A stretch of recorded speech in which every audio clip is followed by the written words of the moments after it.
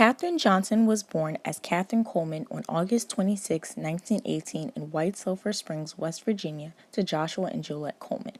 Her father mostly worked as a handyman at the Greenbrier Hotel, while her mother was a teacher.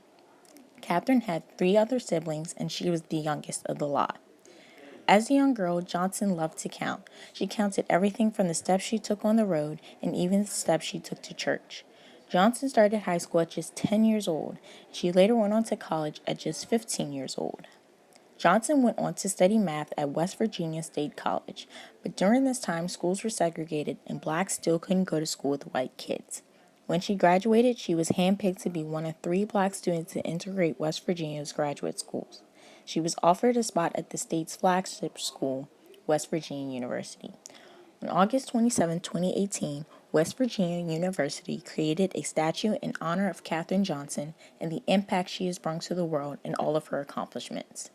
Johnson graduated with the highest honors in 1937 and took a job teaching at a black public school in Virginia. Johnson left her teaching job and enrolled in the graduate math program. At the end of her first session, however, she decided to leave school to start a family with her husband, James Goebel. He passed away in 1956, and 3 years later she married James Johnson. In 1953, she began working at the National Advisory Committee for Aeronautics, NACA's West Area Computing Unit, a group of African American women who manually performed complex mathematical calculations for the program's engineers. During this time, NACA was segregated, and the West Computing Unit had to use separate bathrooms and dining facilities.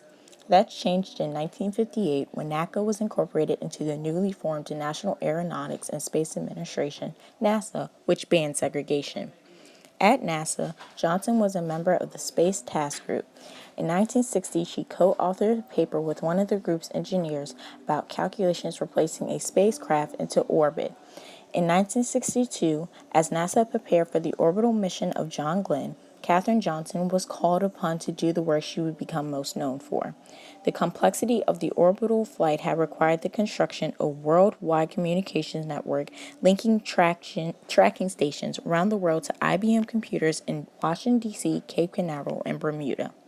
John Glenn's flight was a success and marked a turning point in the competition between the United States and the Soviet Union in space.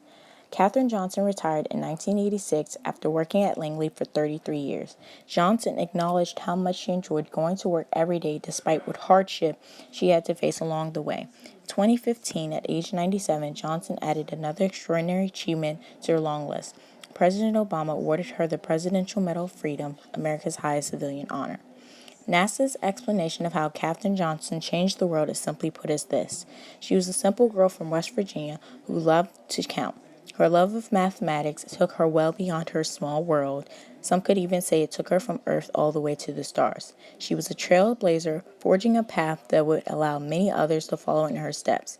Her spirit and determination helped lead NASA into a new era, and for that, the agency is grateful. The end.